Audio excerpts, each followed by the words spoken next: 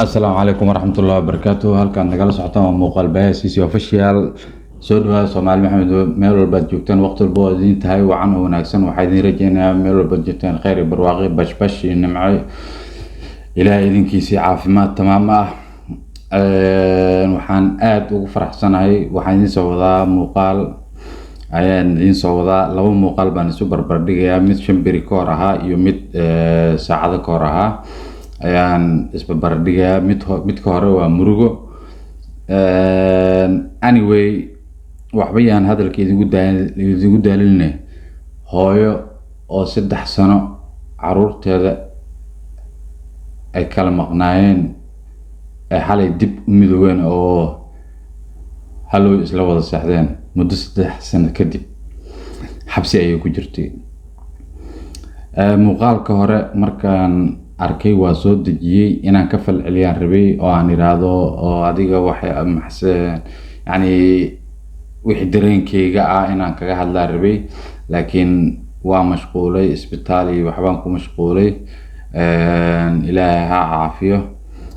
marka saacad hadda markaan soo kacay ayaa notification-ka waxa ii soo dhacay Somali TV maasha Allah arin farxad leh ayaan arkay runtii aadan ula farxay bal muuqaalka hore murugadiisa aan isla daawan kulli waa wada aragteen. qofkii aan arkina wax yar aan ka soo qaadanaynaa bal aan isla daawano. hooyada waxay xirantahay muddo 3 sano xagbaday ururin jirtaa ku gooday xaalad adag baan ku jirnaadey caruurta markuu roobku doo waa laga guraa caruurta guriga waxa la geeyaa guriga jaarka marka waxay cunayaan de jaarkaas ma wixii qof walba awoodayo ku caawiyaa karaankiisa u siiya waxay ku jireen nolol haboon oo iftiin ay u tahay hooyado balse isbedelka waqtiga oo aan cidina saadaalin karin ayaa waxa uu sabab u noqday inay wajahaan culaysyada nolosha ayagoo daayar kadib markii hooyadooda loo xiray deen lagu yeeshay haddana ay maxaa ka murugo badan caruur hooyadoodii u shaqeynaysay oo indha u ahayd oo u soo xamaalaysay oo noloshoodii wax allaale waxay u baahdeen maxaa la yiraahdaa kaafinaysay markii laga xirayna aad dabcan saad arkaysaan mise aad maqlaysaanbo in markuu roobku yimaado iska daay meel ay ka galaan ay wax cunaan xataa ay waayeen oo deriska maxaa la yiraahdaa markuu roobku yimaado la yiraahdo caruurtii hooyadood xirneed bal hala soo roobka maxaa la yiraahdaa meel ay ka galaan haloo raadiyo hala soo kaxeeyo. aadaan ugu murugooday runtii muuqaalka markii ugu horeysay arkayay waan ka naxay runtii su'aalo badan aan isweydiiyay. hooyo 3 sano caruurteeda ka maqan oo dayacan oo rafaadsan oo haddana meesha ay joogaan ay tahay meel maxaa la yiraahdaa dad Soomaaliyeed oo awooda reerka inay wax u qabtaan ay joogaan 3 sano in caruurtaas roobka laga soo xareeyay iyo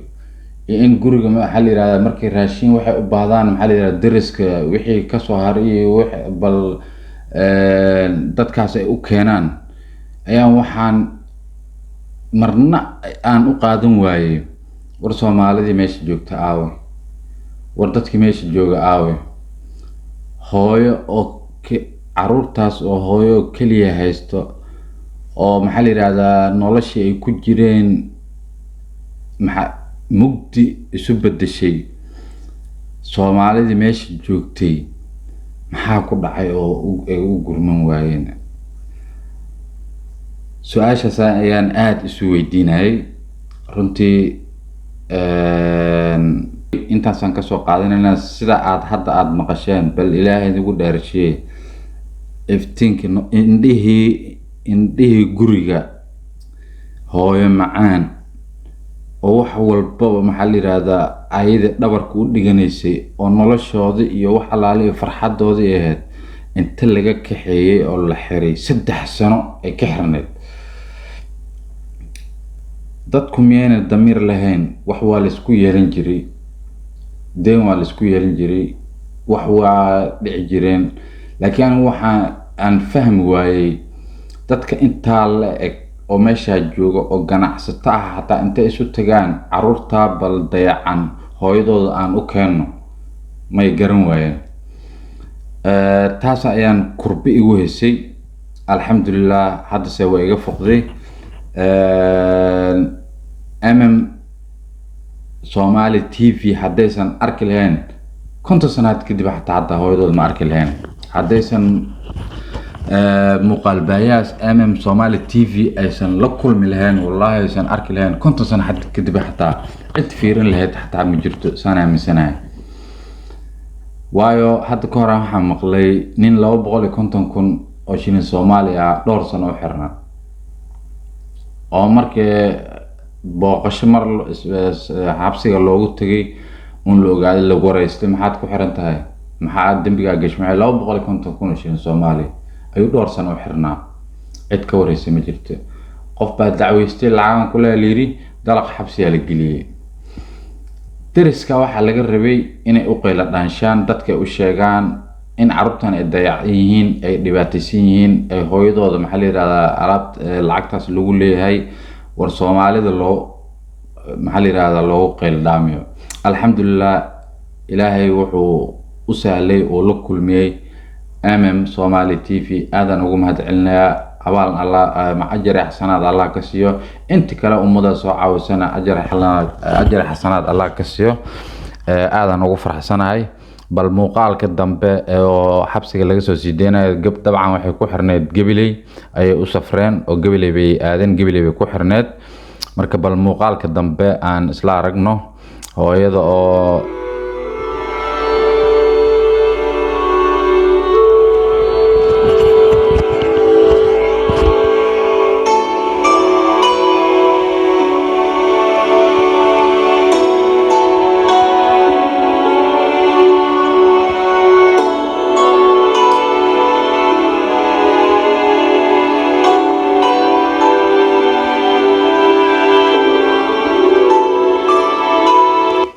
balse ugu farxeen markay soo gashay ay timid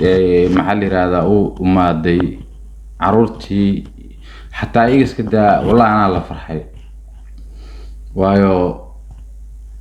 waa dib aad weyn waa hooyada halkan ku jirto oo xabsi ku jirto oo haddana waxa lagu haystana dambi weyn aan ahayn oo lacag lagu yeeshay ay tahay aadan arki karin caruurtina ay dayacan yihiin sila cid u daryeelaysana aan lahayn markuu roobku yimaado meel aysan ka galay aysan lahayn wallahi adaabada maxaa la yiraahdaa ilaahay khayraasiyo ummadii ka qayb qaadatay lacagta ka bixisay bal aan sii wadna bal hadda waa soo dhaweyntii hooyo soo gashay caruurtii ay salaamayso hab isa siinayaan oo faraxsan okay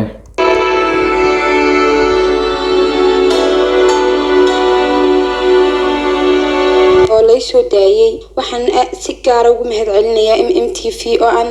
aan iyadoo aan la ogaan lahayn na ogaaday maanta farxad weyn waxaan nuura oo caruurteedii la qaybsan doonta caawaad yaa leeyahay oo gurigeeda ku hooyan doonta waxa uu ahaa dareen farxadeed oo indhuhu xejin waayeen ilinta